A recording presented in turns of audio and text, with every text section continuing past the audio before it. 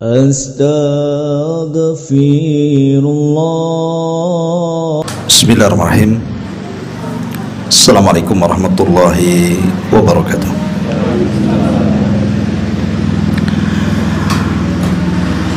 Alhamdulillah. Alhamdulillahilladzi bi ni'matihi tatimmus shalihat. Asyhadu an la ilaha illallah wahdahu rabbil la syarikalah. Wa asyhadu anna Muhammadan abduhu wa rasuluhu alladzi la nabiyya ba'da, amma ba'du. Alhamdulillah, di malam hari ini kembali kita bisa duduk untuk berthalabul ilmi, dan kita masih meneruskan tadabbur Al-Quran dari tafsir singkat dari surah-surah pendek dalam juz amma. Dan malam ini kita masuk pada surah Al-Ma'un. Ma'asyiral muslimin wal muslimat rahimani wa rahimakumullah. Surah Al-Ma'un ini adalah surat yang sangat penting untuk kita kaji, karena nanti akan banyak pelajaran yang kita akan petik khususnya untuk kehidupan sehari-hari kita. Karena dalam surah Al-Ma'un ini ada beberapa perkara yang terkumpul, yang kalau terkumpul pada seseorang maka dipastikan dia masuk neraka. Makanya penting kita pelajari apa saja dikhawatirkan di antara kita ada yang terkena sifat-sifat ini. Untuk tidak memperpanjang waktu, kita mulai. A'udzubillahi minasyaitonirrajim. Bismillahirrahmanirrahim. Ara'aital ladzi yukadzibu biddin, fadzalikal ladzi yadu'ul yatim wala yakhuddu ala ta'amil miskin, fawailu lil musallin alladzina hum an salatihim sahun alladzina hum yura'un wa yamna'unal ma'un. Allah Subhanahu wa taala mengatakan, ara'aital ladzi yukadzibu biddin, tidakkah engkau melihat terhadap orang-orang yang mendustakan agama? Siapa mereka? Mereka adalah orang-orang yang yadu'ul yatim, menghardik anak yatim, dan orang-orang yang tidak menganjurkan memberi makan fakir miskin. Dan mereka adalah orang-orang yang celaka solatnya, karena mereka lalai dalam solatnya, dan mereka pun berlaku riya dalam solatnya, dan mereka mencegah untuk memberikan hal-hal yang berkaitan dengan perabot rumah apabila ada orang yang meminjamnya atau memintanya. Berarti di sini ada beberapa perkara. Satu, mendustakan agama. Dua, menghardik anak yatim. Tiga, tidak menganjurkan membantu dan memberi makan fakir miskin. Empat, orang-orang yang lalai dalam sholatnya. Lima, orang-orang yang riya di dalam melaksanakan ibadahnya. Dan yang keenam, orang yang bakhil sampai tidak mau meminjamkan perabotan rumahnya. Ulama mengatakan siapa yang terkumpul 6 perkara ini maka dipastikan masuk neraka. Tapi sebaliknya, kalau dia membenarkan agama, kemudian dia berbuat baik kepada anak-anak yatim, kemudian dia memberi makan kepada fuqara dan juga masakin, kemudian dia tidak melalaikan solatnya, kemudian dia ikhlas dalam beribadah dan dia dermawan, maka 6 kebalikan sifat ini kalau terkumpul maka dipastikan masuk surga. Inilah pembahasan yang kita akan bahas dalam surah Al-Maun ini. Ma'asyiral muslimin wal muslimat rahimani wa rahimakumullah. Kita tahu bahwa Nabi SAW datang kepada kita itu membawa agama rahmat. Jadi kita punya Nabi itu penuh dengan kasih sayang. Agama yang dibawanya juga penuh dengan ajaran kasih sayang, dan dakwahnya juga dipenuhi dengan kasih sayang. Wa ma arsalnaka illa rahmatan lil alamin. Tidaklah kami utus engkau wahai Muhammad kecuali menebar kasih sayang di tengah-tengah alam semesta. Kenapa kemudian kasih sayang ini perlu dan harus tertanam kepada hati kita? Karena orang yang punya belas kasih dan kasih sayang itu biasanya lembut hatinya, dan kalau lembut hatinya mudah mendapatkan nasihat dan mudah mendapatkan hidayah. Tapi sebaliknya, orang yang tidak punya belas kasihan, artinya orang tidak punya kasih sayang, itu akan mengeraskan hatinya, ikhwan. Dan kalau keras hatinya, maka akan sulit mendapatkan hidayah. Ibadahnya pun tidak akan khusyuk. Makanya kenapa di dalam surah Al-Maun ini ada kait mengait antara orang yang menghardik anak yatim dan orang yang tidak mau membantu fakir miskin dengan melalaikan sholat. Apa hubung kait sholat dengan memberi makan atau menahan orang-orang yang tidak mau membantu fakir miskin? Karena sholat itu kan butuh khusyuk, ikhwan. Sholat itu kan butuh khusyuk, dan khusyuk itu tidak mungkin muncul kecuali dari hati yang lembut. Dan cara melembutkan hati itu adalah dengan berbuat baik kepada anak yatim, usap kepalanya, dan memberi makan fakir miskin. Lembut hatinya. Ketika punya hati lembut, khusyuk sholatnya. Makanya setelah bicara soal dosa menghardik anak yatim, kemudian tidak mau memberi makan fakir miskin, beralih kepada permasalahan solat, kan? Karena ada hubung kait antara solat dengan dua perkara tadi. Baik, kita akan jabarkan. Allah Subhanahu wa taala mengatakan, ara'aital ladzi yukadzibu biddin. Tidakkah engkau melihat orang yang mendustakan agama? Pertanyaan. Kenapa Allah Subhanahu wa taala menggunakan ismul mufrad, tidak menggunakan jama'? Isim mufrad itu menunjukkan kalimat tunggal. Kalau jama' itu banyak. Bukankah orang yang mendustakan agama itu kan banyak, ikhwan? Orang yang mendustakan agama itu di mana-mana ada. Bukan hanya orang Batam saja, orang Tanjung Pinang, bahkan orang Indonesia. Dimanapun di dunia ini ada orang yang mendustakan agama.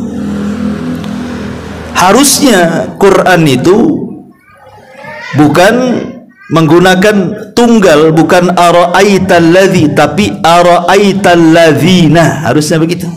Karena yang mendustakan agama kan banyak. Tapi kenapa Allah Subhanahu wa taala tidak menggunakan jama', tidak alladzina, tetapi alladzi, satu orang? Karena ulama tafsir mengatakan, memang yang mendustakan agama itu di mana-mana ada. Tapi yang kita bisa lihat di depan kita ini, tidak semua kita bisa lihat orang yang mendustakan itu. Makanya dengan menggunakan mufrad ini maknanya bahwa di sekitar kita, kita bisa melihat dengan kedua mata kita ada orang-orang yang mendustakan agama. Entah sebelah kiri, kanan, depan, belakang kita, akan ada kita saksikan dengan kedua mata kita itu para pendusta agama tuh. Walaupun pendusta agama di mana-mana, tapi yang kita lihat itu kan ada di depan kita masalahnya. Makanya menggunakan kalimat tunggal, tidak menggunakan jamak. Bahwa para pendusta agama itu ada di sekitar kita dan kita bisa melihatnya. Itulah menggunakan kalimat tunggal, tidak jamak. Ara'aital ladzi yukadzibu biddin. Ahli tafsir mengatakan apa yang dimaksud dengan din di sini. Ada yang mengatakan din di sini ya maksudnya agama yang kita pahami. Inna dina indallahil Islam. Maksudnya ya Islam. Berarti kalau din di sini dimaknai Islam, berarti tidakkah kau lihat orang yang mendustakan Islam? Ini satu penafsiran. Penafsiran yang kedua, din itu artinya al-jaza. Seperti Allah mengatakan maliki yaumiddin. Din dalam kalimat maliki yaumiddin ini artinya balasan setelah kematian. Berarti kalau diartikan din itu balasan, berarti penafsirannya atau artinya secara terlek adalah tidakkah kau lihat orang-orang yang tidakkah kau lihat orang yang mendustakan adanya balasan setelah kematian. Tapi ada juga yang mengatakan bahwa din itu artinya ahkam, hukum-hukum. Bahwa ada di antara manusia itu yang mendustakan hukum-hukum dalam Islam. Ya. Tapi semua penafsiran ini semua benar. Baik diartikan hukum, baik diartikan balasan setelah kematian, ataupun diartikan Islam itu sendiri. Ma'asyiral muslimin yang dimuliakan Allah Azza wa Jalla, mendustakan agama itu ada dua bentuk. Ada mendustakan dengan lisannya dan ada yang mendustakan dengan perbuatannya. Kalau mendustakan agama dengan lisan biasanya tidak tersumber kecuali dari orang kafir. Orang kafir itulah biasanya yang mendustakan agama itu dengan lisan. Ah, Islam itu tidak benar. Ah, tidak ada Tuhan. Ah, itu ajaran menyimpang, dan begitu seterusnya. Ini tidak keluar kecuali dari orang kafir. Tapi kalau mendustakan dengan perbuatan biasanya tersumber dari orang munafik. Lisannya benar, tapi perbuatannya menyelisih lisannya. Contoh, antum datang ke dokter. Dok, saya ini penyakit saya apa? Kata dokter, penyakitmu gula. Pantangan saya apa, dok? Kata dokter, kamu jangan makan ini, makan itu, makan ini, makan itu. Ini pasien ini yakin dengan ucapan dokter. Tapi setelah pulang dari rumah sakit, konsultasi dokter, apa yang dilarang dokter dia makan. Kan itu ya. Mas, saya ini punya asam urat nih. Memang saya punya asam urat. Datang ke dokter, dok, saya punya asam urat. Apa yang pantangan bagi saya? Kata dokter, jangan makan pink, jangan makan kacang, jangan makan sayur-sayur hijau, kan itu. Ya tetap saja saya makan kacang juga, pecel ada kacangnya. Kan gitu ya, gado-gado ada kacangnya, lotek, redok semua ada kacangnya, kan itu ya. Lah, terkadang kita ini yakin dengan ucapan dokter, tapi ketika berpaling dari dokter kita langgar pula semua ucapannya. Tetap aja kita makan apa yang dilanggar, kan. Itu namanya perbuatan menyelisihi ucapan. Itulah orang munafik. Orang munafik itu Allah katakan dalam Al-Quran, wa minan nasi man yaqulu amanna billahi wa bil yaumil akhir wa ma hum bimu'minin. Ada sebagian manusia itu dari kalangan orang-orang munafik yang mengatakan lisannya kami beriman dengan Allah, kami beriman dengan hari akhir, tapi Allah katakan mereka itu sebenarnya tidak beriman. Kenapa? Karena yukhadi'unallaha walladzina amanu, karena mereka menipu Allah dan orang-orang yang beriman dari segi perbuatannya. Lisannya mengatakan beriman kepada Allah, tapi perbuatannya mengkufuri ucapan lisannya. Itulah orang munafik. Jadi ada orang-orang yang mendustakan dengan perbuatannya seperti orang munafik, dan ada orang-orang yang mendustakan dengan lisannya seperti orang kafir. Ara'aital ladzi yukadzibu biddin. Dan di zaman Rasul, orang-orang yang mendustakan agama itu pertama orang-orang musyrik Arab. Abu Jahal CS. Mereka mendustakan Islam. Datang Islam kepada mereka, mereka pun menolak ajaran Nabi SAW. Ketika Rasul mengatakan sembahlah satu Tuhan, mereka mengatakan aja'alal alihata ilahan wahidan inna hadza la syai'un ujab. Apakah kami harus menyembah satu Tuhan dan meninggalkan Lata, Uzza, Manat, Hubal? Ini ajaran aneh ini. Mereka pun menolak.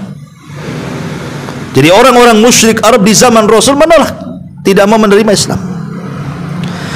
Kemudian orang-orang Yahudi Madinah, orang-orang Yahudi juga menolak Islam di zaman itu.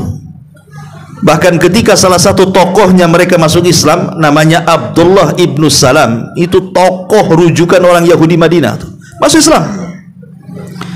Kemudian Rasul mengatakan, ya Abdullah ibnu Salam, kalau seandainya kamu buka keislamanmu di hadapan kaummu, boleh jadi mereka bisa masuk Islam. Kata Abdullah ibnu Salam, tidak wahai Rasul, aku ini orang Yahudi, tahu sifat orang Yahudi, mereka itu kaum yang pengkhianat. Tetapi kalau engkau ingin coba-coba saja. Maka akhirnya Abdullah ibnu Salam mengumpulkan kaumnya Yahudi itu. Kata Rasul, jangan kau keluar dulu, kau sembunyi dulu. Maka Abdullah bin Salam sembunyi. Kemudian Nabi SAW berceramah di hadapan orang Yahudi. Bagaimana pendapat kalian tentang Abdullah ibnu Salam? Pegel juga ini. Kita taruh di sini aja.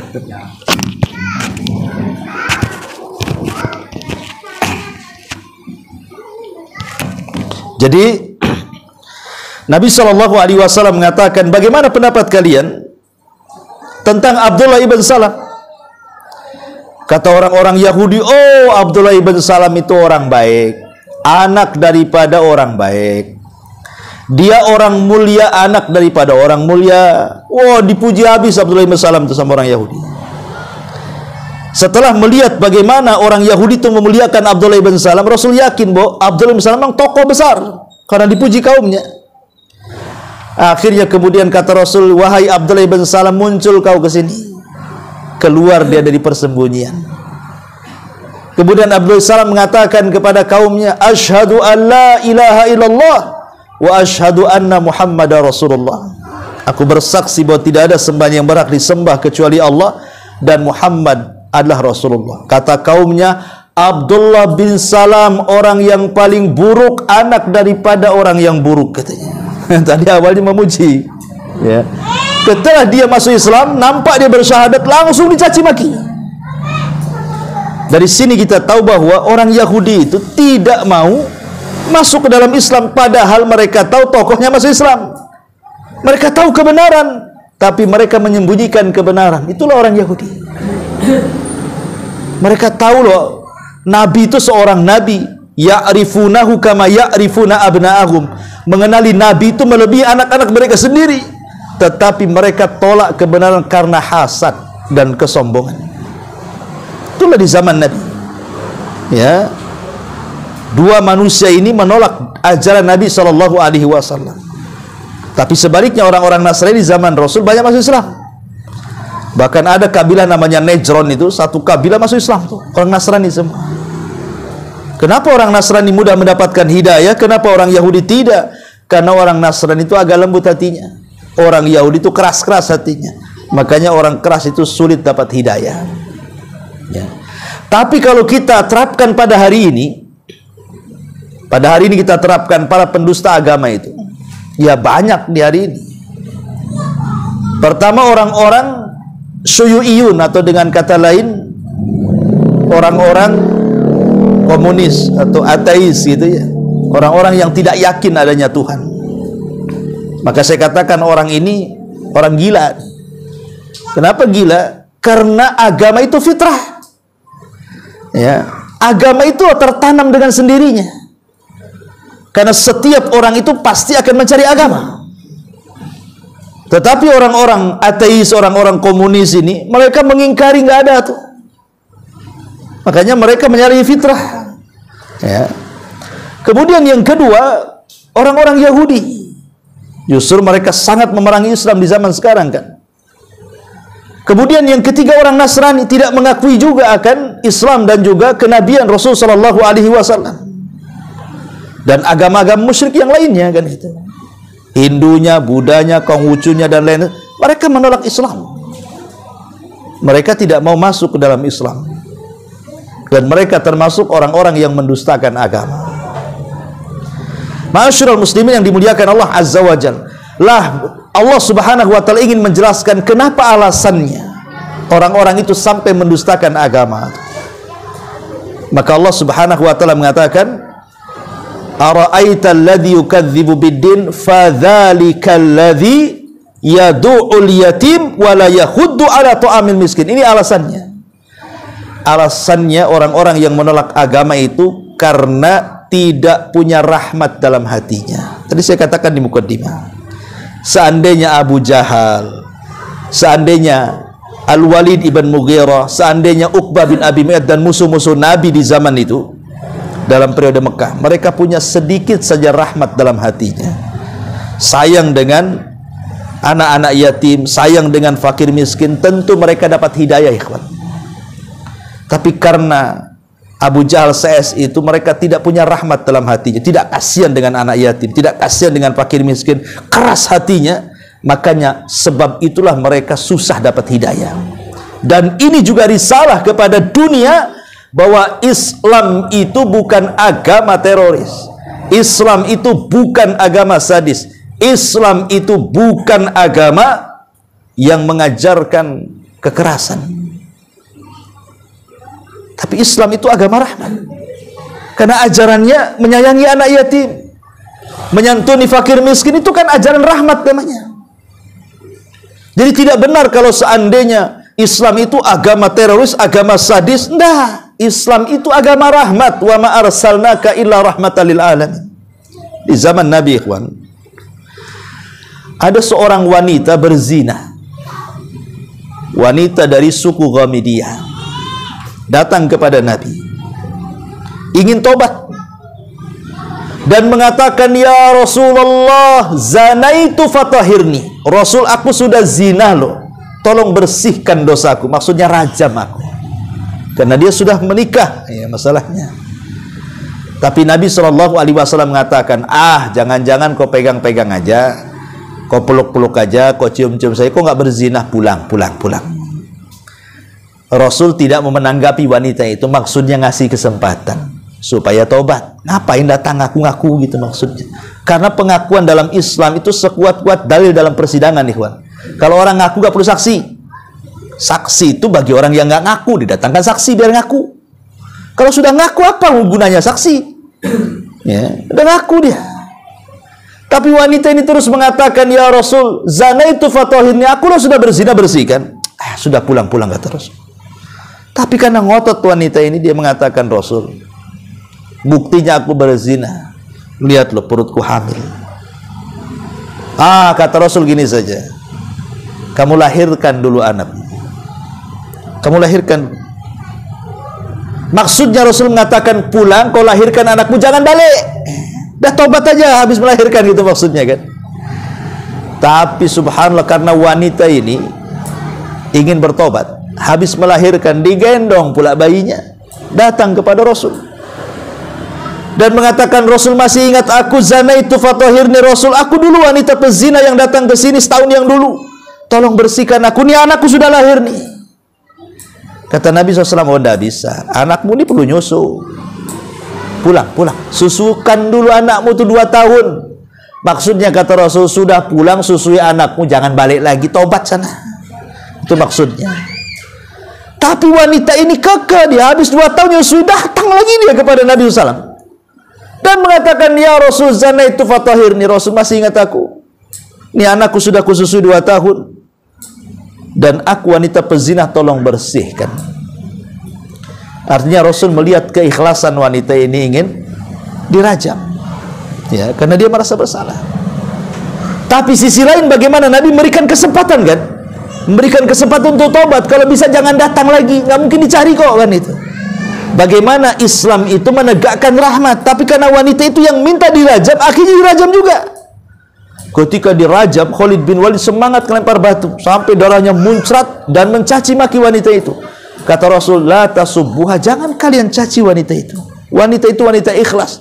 Kalau seandainya tobatnya wanita itu dibagi kepada 70 manusia di kota Madinah, mencukupi mereka, katanya. Lihat bagaimana Islam itu mengajarkan rahmat. Islam itu bukan agama sadis. Rasul kasih kesempatan kok, suruh tobat. Ya.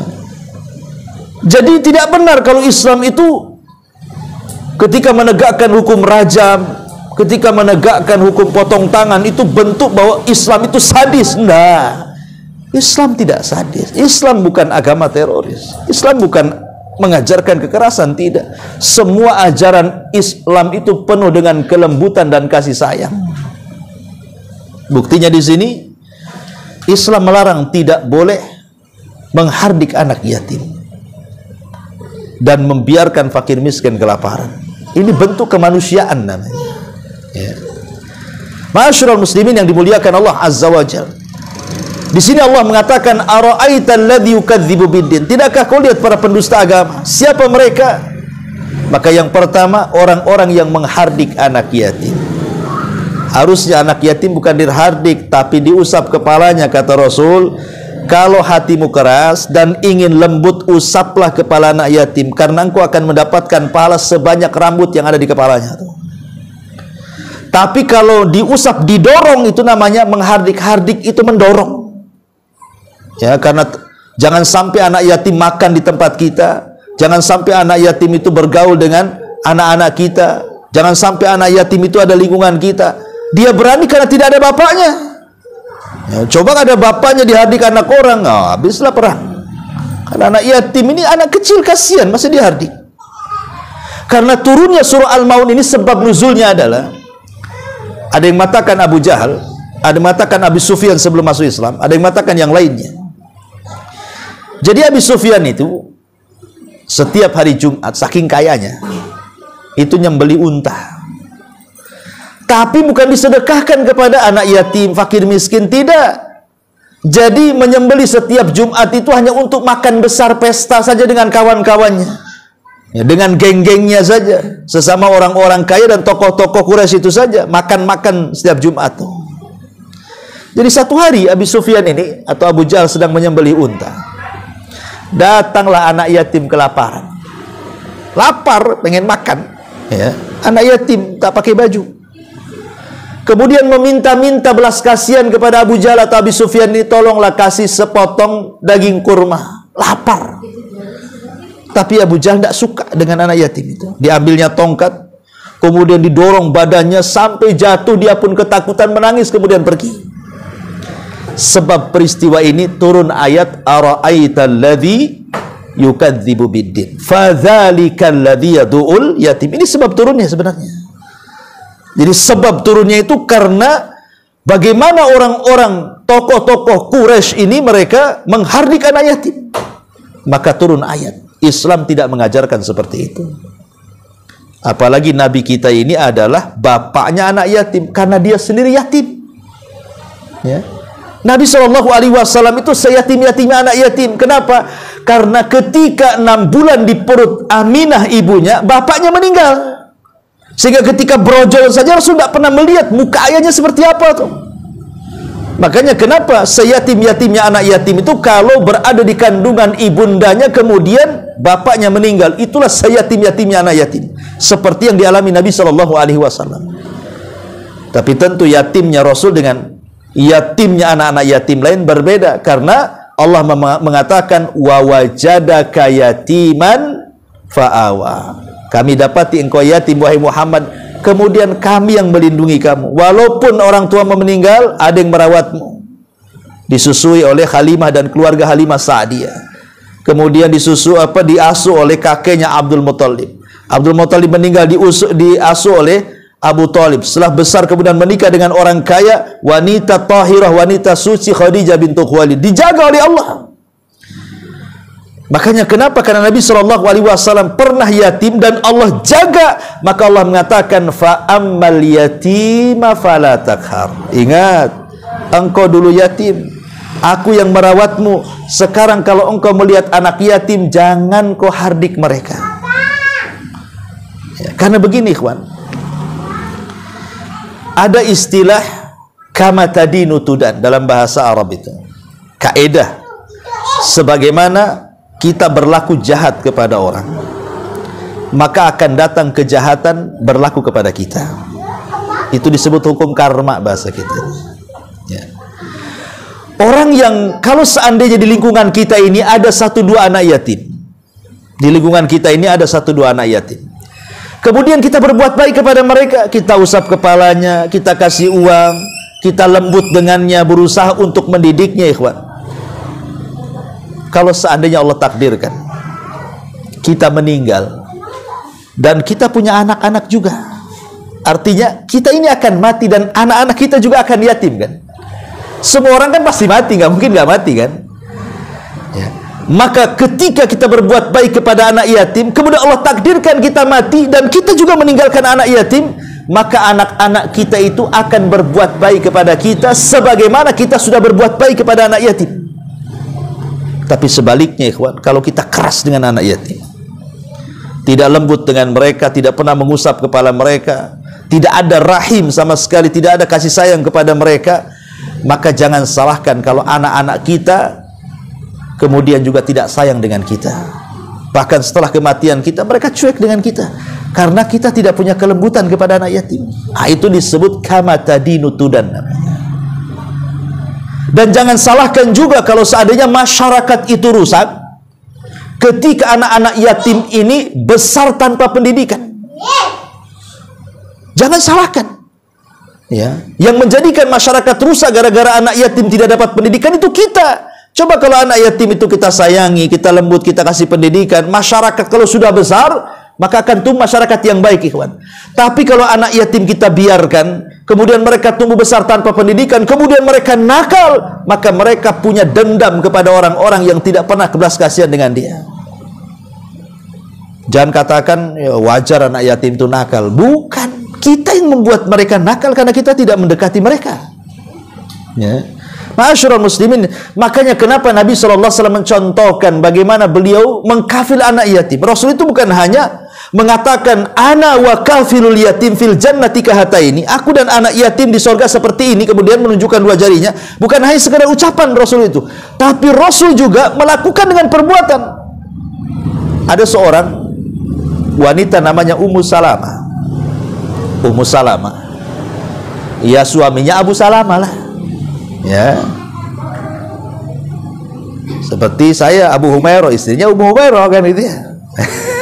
Jadi ada namanya Ummu Salamah, suaminya Abu Salamah. Itu Ummu Salamah dan Abu Salamah itu termasuk as-sabiqunal awwalun, orang-orang yang awal-awal masuk Islam, ikhwan. Dia hijrah ke Habasyah 2 kali sampai hijrah ke Madinah.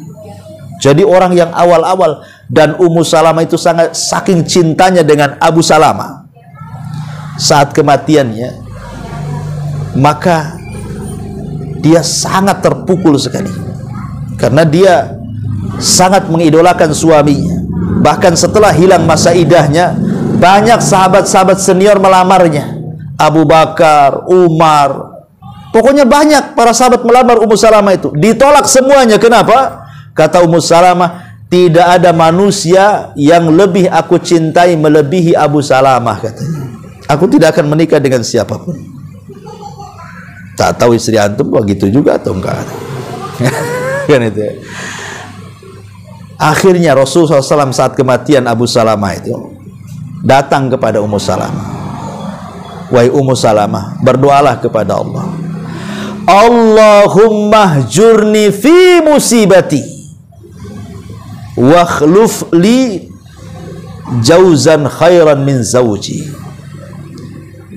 Wahai Ummu Salamah, berdoalah kepada Allah, ya Allah, berikan musibah, berikan pahala akan musibah yang menimpaku dan gantikan suami yang meninggalkan diriku dengan suami yang jauh lebih baik. Kata Ummu Salamah, Rasul, yang pertama bolehlah saya sebut, yang kedua saya tak bisa, katanya. Kalau saya harus mengatakan ya Allah berikan balasan akan musibah yang menimpaku, aku bisa, aku akan katakan Allahumma hjurni fi musibati. Tapi kalimat kedua tak bisa. Ya Allah gantikan Abu Salamah dengan yang baik. Nggak ada di dunia, tidak ada yang lebih baik daripada Abu Salamah, katanya. Saking cintanya. Ya, kata Rasul, sudah, doa saja, tak usah nolak. Ya. Akhirnya dibaca juga lah sama Ummu Salamah itu. Ya Allah, gantikan suamiku dengan suami yang jauh lebih baik dibandingkan Abu Salamah. Datang Abu Bakar melamar, ditolak. Datang Umar melamar, ditolak. Abdurrahman, semua sahabat ditolak dia. Kenapa? Abu Salamah jauh lebih baik dari mereka katanya. Tiba-tiba Nabi SAW datang melamar Ummu Salamah. Bingung Ummu Salamah. Apa mengatakan Abu Salamah lebih baik dari Nabi? Bisa kufur. Gitu, ya kan? Akhirnya dia cari alasan untuk menolak Nabi itu. Apa alasannya? Rasul, bukan saya tak menerima pinanganmu. Saya ini wanita tua, kata. Ngapain kau nikah dengan wanita tua?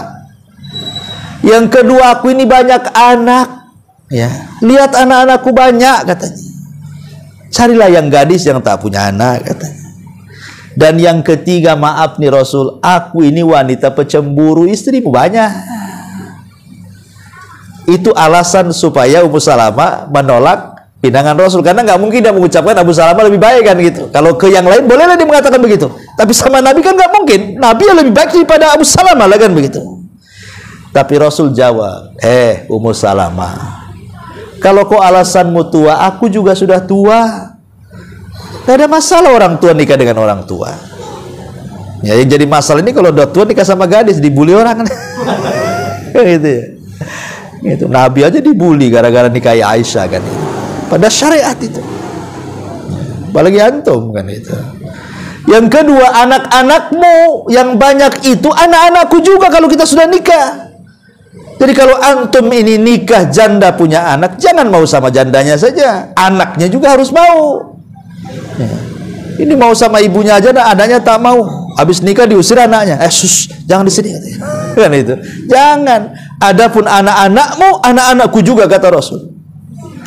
Adapun kau memiliki sifat cemburu, aku akan berdoa kepada Allah supaya Allah menghilangkan cemburumu.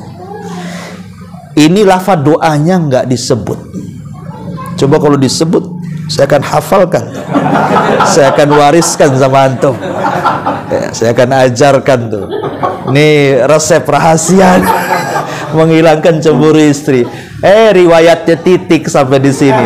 Kita tidak tahu pula lafadznya kayak apa, kan itu ya. Nabi SAW yang mengatakan, aku akan berdoa kepada Allah semoga kecemburumu hilang. Berdoa hilang cemburunya.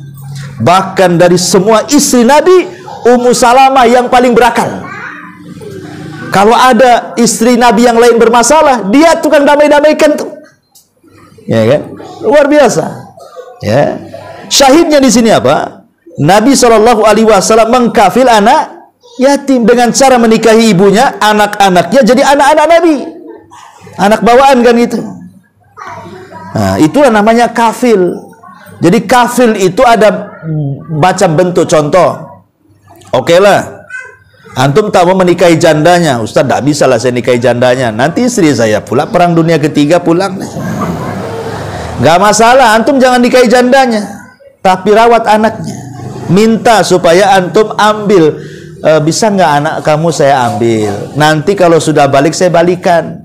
Karena kan kalau sudah balik sudah tidak yatim lagi. La aitama ba'dal bulu. Tidak dikatakan yatim kalau sudah balik. Jadi merawat anak yatim itu cuma sampai balik saja. Kalau perempuan 9 tahun, ke laki-laki 15 tahun, nanti saya balikin.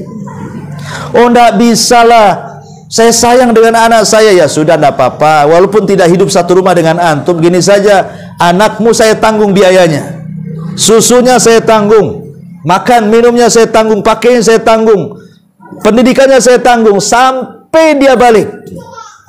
Itu namanya kafil.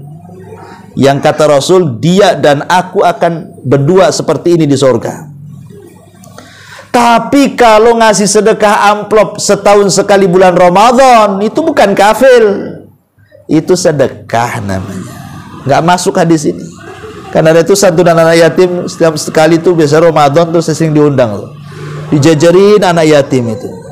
Tapi aneh juga, saya pernah nanya, mungkin polos itu wanita itu, anak kecil. Nah, bapakmu di mana? Di ladang. Lah, kok ada bapaknya? Rupanya anak TPQ di bawah. Subhanallah. Ada juga yang kayak gitu tuh. Anak-anak TPQ di bawah dimasukkan anak yatim, itu panti asuhan nggak beres itu. Ya kan, itu memang nyari cuan, nyari dulu itu kalau kayak gitu tuh. Ya, saya hanya bercanda sebenarnya. Bapak mau di mana? Ada di ladang kan? Subhanallah. Di Barelang itu. Jadi ini bukan anak yatim, anak TPQ di bawah. Ya, udah Allah kasih hidayah ya panti-panti asuhan yang kayak gini. Ya. Jadi masyarul muslimin yang dimuliakan Allah Azza wa Jalla, intinya bahwa mengkafil anak yatim itu sangat dianjurkan dalam Islam. Ya. Kemudian yang kedua, ara'aita alladhi yukadzibu bid-din fadzalika alladhi yad'ul yatim wa la yahuddu 'ala ta'amil miskin. Dan tidak menganjurkan orang lain untuk membantu fakir miskin. Ada orang itu yang bakhil dari dua sisi. Bakhil dari sisi dia sendiri tidak mau menolong orang, dan bakhil untuk tidak mengajak orang untuk menolong orang. Minimalnya ikhwan, kalau kita ini, pamannya saya miskin, tetangga saya miskin, ini sama-sama miskin nih. Saya walaupun miskin, saya ogah minta-minta, tapi saya ingin bantu tetangga yang miskin, tapi saya tidak bisa. Caranya gimana? Caranya datang ke orang kaya. Pak, Bu, saya punya tetangga miskin, bisa nggak bantu dia? Gitu maksudnya. Ya, tapi jangan ngomong saya juga miskin. Bukan begitu. Ya, maksudnya kita ini kadang ada orang-orang miskin itu memang mereka punya izzah kan. Nggak semua orang miskin itu minta-minta, dan nggak semua orang miskin itu mau menerima pemberian orang kan. Ada orang yang luar biasa mau menjaga kemuliaan orang miskin tuh. Semiskin-miskinnya orang miskin, saya walaupun miskin nggak mau saya minta-minta, dan saya tidak butuh bantuan, saya masih bisa bekerja. Ada orang miskin itu yang menjaga kehormatan luar biasa. Tapi ada orang miskin itu yang memang sengaja dengan kemiskinannya dijadikan alat untuk mencari uang. Padahal sudah cukup, nggak cukup masih miskin aja dia ngakunya. Ada orang minta-minta itu. Ya, saya dapat cerita, Allahu a'lam bener enggaknya itu. Ya, orangnya cacat katanya, nggak punya tangan. Kemana-mana bawa ember. Gitu. Rupanya rumahnya tingkat 2. Istrinya pula 2. Kalah tuh. Subhanallah. Tapi kerjanya itu bawa ember ke sana kemari, ke mall, ke lampu merah. Ini gimana orang kayak gini nih? Ya nampak orang putung gitu, ya kan kasihan lah orang itu kan. Tapi orang ini tidak punya izzah, tidak punya malu di hadapan manusia, di hadapan Allah, orang kayak gini. Orang yang boleh minta-minta dalam Islam itu kalau betul-betul dia miskin dan disaksikan masyarakat dia miskin, dan dia tidak bisa mencari pekerjaan seperti janda, usianya sudah 60 tahun, tidak ada yang tanggung jawab dari keluarganya, dia pun sakit. Gimana caranya dia cari uang kan? Paksalah minta-minta. Yang seperti ini nggak apa-apa.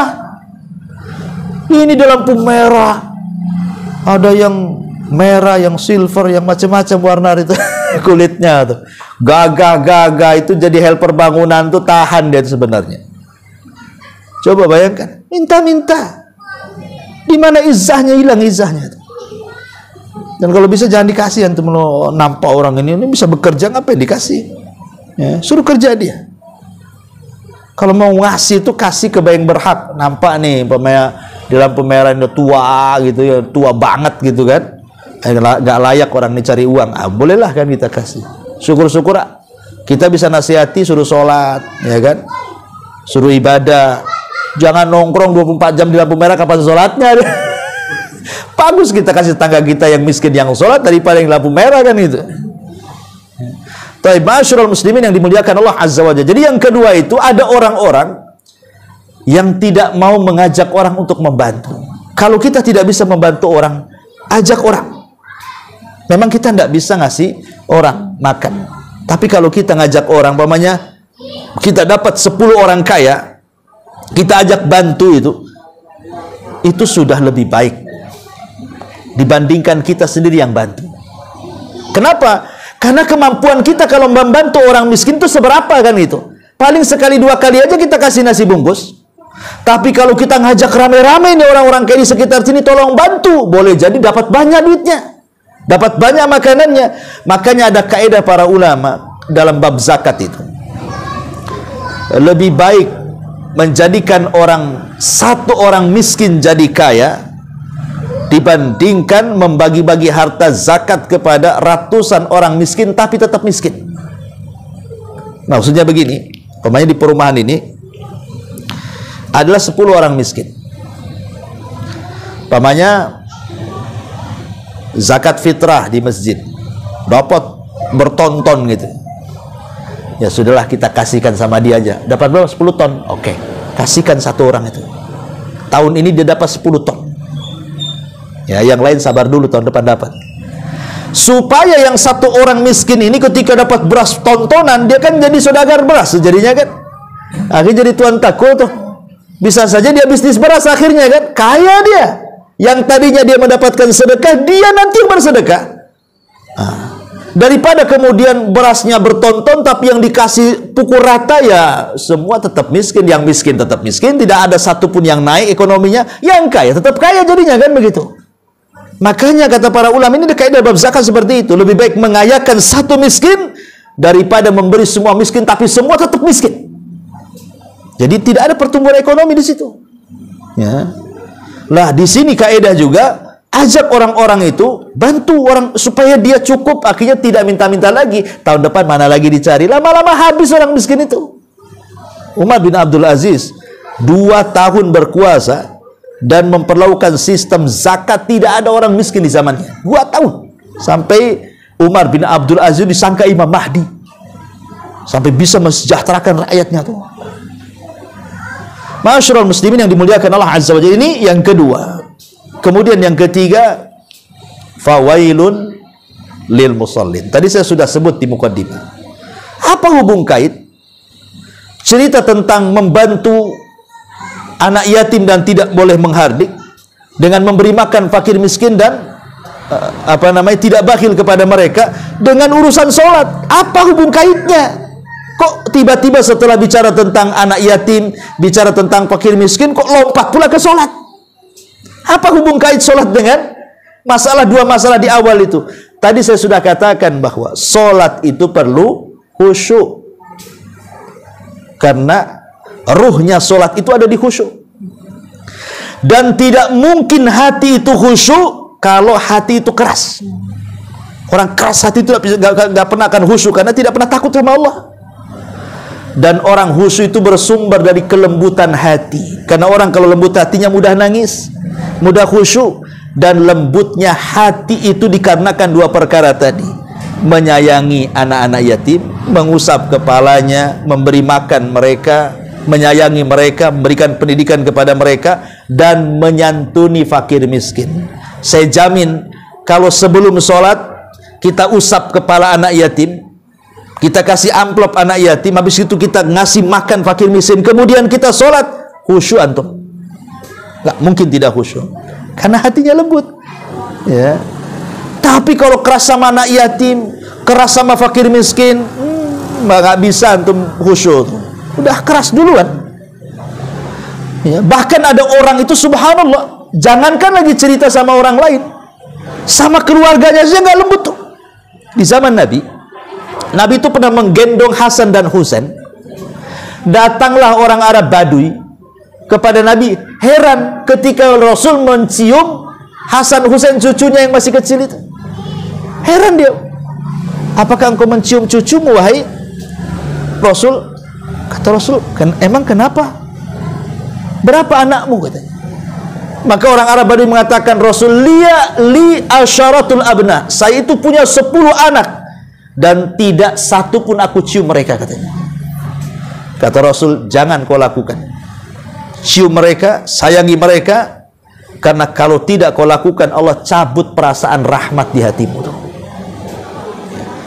Jadi ada orang-orang itu yang punya perangai di tengah-tengah keluarganya saja tidak sayang dengan keluarganya tuh. Kalau masuk itu mukanya muram aja itu. Ya. Gak sayang dengan anaknya, dibiarin aja. Gak mau main-main sama anaknya. Sampai besar anaknya gak pernah dicandai dia. Ya. Kalau dia tidak punya kasih sayang dalam keluarga, macam mana mau dia menyebar kasih sayang keluar kan gitu ya? Sementara dengan keluarganya gak sayang dia, mana mau sayang sama orang? Ya. Maka tanamkan kasih sayang dari keluarga dulu, Kemudian baru akan ada kasih sayang kepada orang, dan itu akan mempengaruhi ibadah. Kenapa? Karena dari sosial itulah tumbuh kehalusan hati, dari kehalusan hati tumbuh kehusyuan, dan dari situlah solat kita akan merasakan kelezatan. Tetapi masalahnya, kalau orang sudah menghardik anak yatim, kalau orang sudah tidak sayang dengan fakir miskin, akhirnya apa? Solatnya pun lalai, karena keras hatinya, pasti lalai solatnya. Kalimat sahun, kata para ulama, itu artinya sahun ini, subhanallah, alhamdulillah, kita bersyukur kepada Allah. Allah tidak mengatakan fawailul lil musallin alladzina hum fi salatihim sahun. Allah tidak katakan fi salatihim, tetapi an salatihim. Apa bedanya fi dengan an? Kalau fi itu di dalam solat, kalau an itu di luar solat. Kalau di dalam solat lalai, semua orang bisa lalai. Rasul aja bisa lalai. Rasul pernah lalai, dia solat duhur 2 rakaat. Kata sahabat Rasul, kok kosor ya? Enggak, kata Rasul. Ya. Apa turun wahyu jadi 4 rakaat jadi 2 rakaat? Enggak ada, katanya. Kenapa kok solat duhur 2 rakaat, wahai Rasul? Kata Dzuliyadain itu. Kata Rasul, tidak. 4 rakaat, tidak kok 2 rakaat. Kemudian Rasul ngomong, betul saya 2 rakaat tadi, 1 jamaah masjid. Iya kok 2 rakaat. Oh, kalau gitu saya lupa. Solat lagi 2 rakaat. Kemudian sujud sahwi. Rasul kan pernah lupa juga tuh. Artinya kalau dalam solat itu semua orang tidak mungkin lepas. Rasul aja bisa lalai dalam solatnya, kalau di dalam solat. Tapi Allah tidak mengatakan fi, tetapi an. Ya, maksudnya dari solat. Maksudnya dia sengaja melalaikan solat. Maka apapun yang melalaikan solat itu disebut sahun. Antum nih, ada acara bola Piala Dunia, kan gitu ya. Bola itu jam 1 mulainya. Tapi karena antum cinta dengan bola, kopi itu udah disiapkan 1 baskom tuh, biar nggak ngantuk kan itu ya. Kalau orang masyarakat awam ya rokok kreteknya lah semua. Yang penting jangan ngantuk kan itu ya. Ditongkrongi jam 1 itu. Apalagi sekarang sudah ada masing-masing punya YouTube. Ada lagi nobar-nobar, ada juga yang nobar kan itu ya. Akhirnya ngantuk lah antum itu sampai subuh, lewat pula subuh tuh. Berarti bola ini yang melalaikan sama antum. Ini sahun namanya. Ya, perkara mubah jadi haram gara-gara melalaikan. Ya. Jadi perkara mubah ini asalnya boleh-boleh saja, tapi kalau sudah melalaikan ibadah jadi sahun tuh jadinya. Atau yang dimaksud sahun itu tadi mengakhir-akhirkan waktu sholat, atau keluar daripada waktu sholat. Auzubillah. Sebab kalau sudah mengakhir-akhirkan waktu, biasanya untuk khusyuk itu mustahil. Sekarang kalau seandainya tinggal 5 menit lagi waktu zuhur habis mau masuk ke asar, itu sholatnya kayak apa itu? Kayak ayam lapar antum kasih beras, taktuk selesai, assalamualaikum, salam itu sempurna, ke kanan saja assalamualaikum, ke kiri sambil berdiri pergi dah. Kan gitu. Karena udah nggak khusyuk, mana khusyuknya? Nggak ada lagi khusyuk di situ. Nah, ini kan bahaya nih, ya. Kemudian yang keempat, alladzina hum yura'un, orang-orang yang suka ria. Ria ini bahaya, karena orang ria ini khusyuknya kalau nampak orang aja tuh. Wow, kalau nampak orang memang khusyuk, masya Allah luar biasa. Tapi kalau tidak ada orang, maunya cepat aja itu sholat itu, cepat aja selesai. Kadang-kadang surat pun kalau bisa ini ataina bagi 2. Yang penting cepat selesai. Nah, itu kalau kita rasakan saat gak ada orang kita malas, saat di banyak orang kita ini semangat, berarti ada penyakit riaknya tuh. Ini penyakit ria nih. Dan ria ini macam-macam bentuknya, ikhwan. Ada ria itu dalam bentuk penampilan. Penampilan. Biar kesan dipanggil Pak Haji gitu ya. Wah, penampilannya dibuat macam-macam tuh. Haji aja enggak, tapi pakai pakaian Pak Haji. Nah, kalau di pasar dibaling Pak Haji, wah senang kali dia. Gitu. Ada orang penampilan. Atau biar terkesan ahli sujud, cari arang sate itu, dicoret-coret lah di sini ya, biar nampak dia ahli sujud kan itu ya. Kan ada orang kayak gitu tuh. Ya, ini namanya riya dari segi penampilan. Ya. Ada riya dari segi pakaian tadi. Ya, mentang-mentang habis beli pakaian, bawa dipakai sampai bantulannya nggak dicopot sama dia tuh, gantung aja jadi baru terus, padahal udah 3 tahun tuh.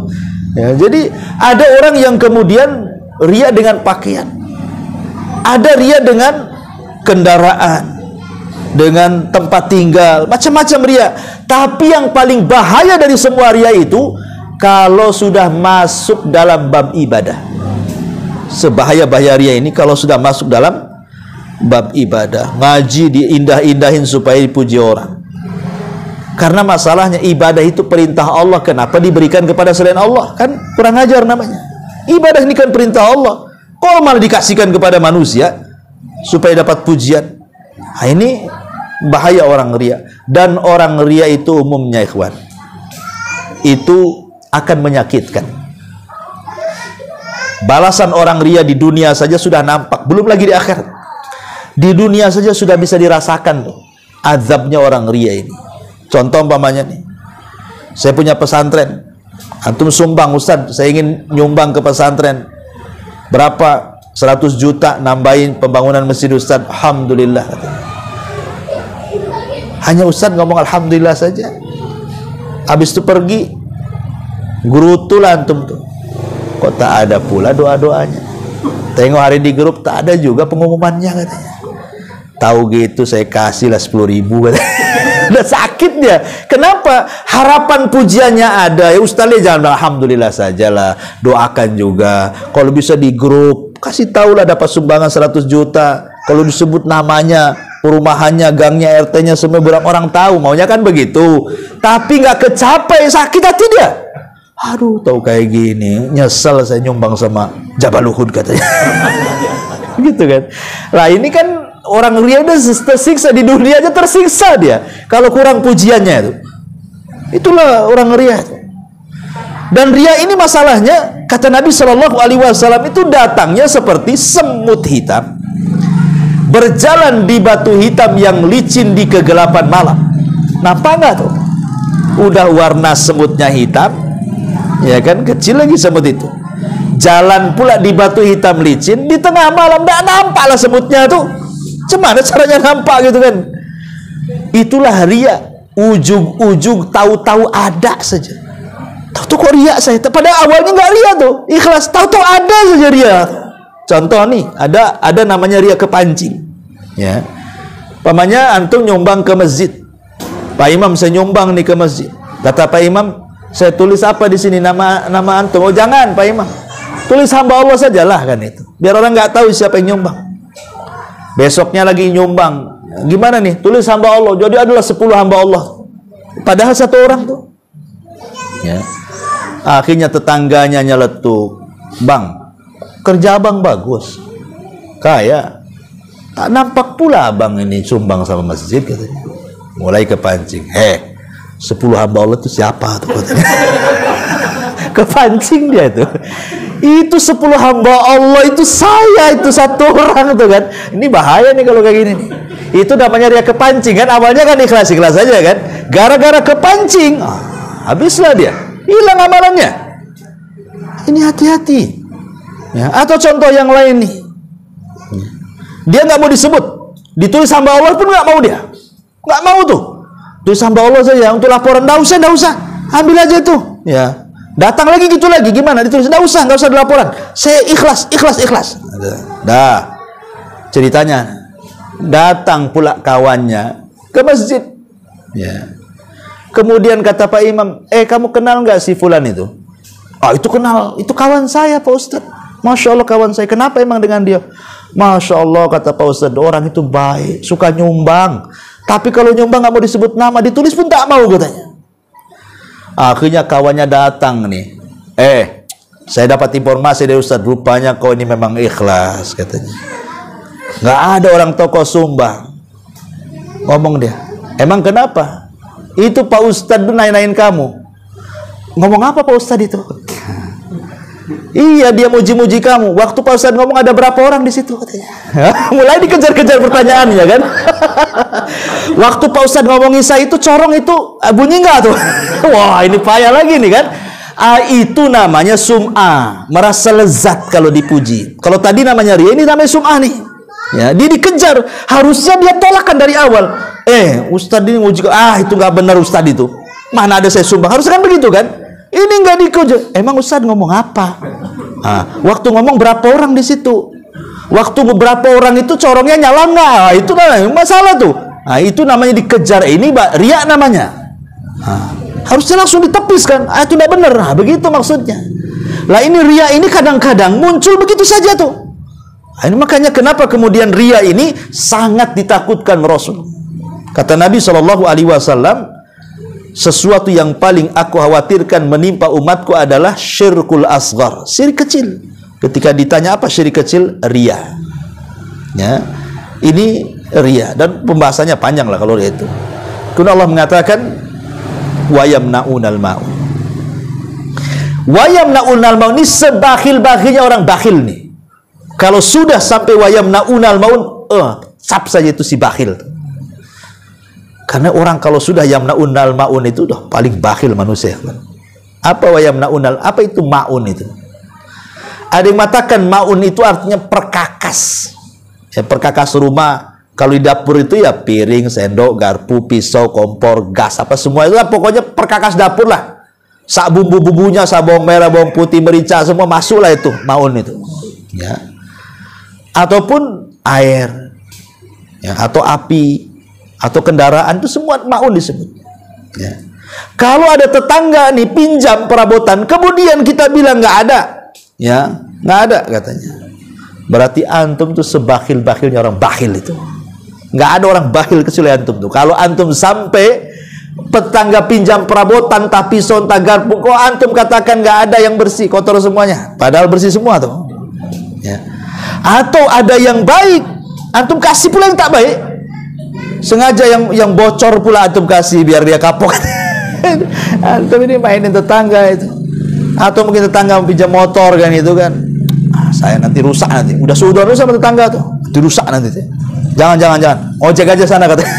Gitu. Itu sebakhil-bakhilnya orang bakhil namanya itu. Karena itu perkara-perkara yang berkaitan dengan hak bertetangga, ikhwan. Bukankah Rasul yang mengatakan dalam Al-Quran, dalam hadis, man kana yu'minu billahi wal yaumil akhir falyukrim jarahu. Siapa yang beriman dengan Allah dan hari akhir, hormati tetangga. Salah satu menghormati tetangga adalah kalau tetangga minta atau meminjam sesuatu dari perabotan, kasih. Walaupun orang kafir, apalagi dia muslim. Ya, karena orang kafir itu punya hak bertetangga. Tetangga itu ada 3 macam. Ada tetangga yang memiliki 2 hak. Memiliki 2 hak. 3 hak. Ya. Memiliki 3 hak. 1 hak muslim karena dia seorang muslim. Yang kedua hak bertetangga karena dia tetangga. Yang ketiga hak kerabat kalau dia memang tetangga dari kerabat kita.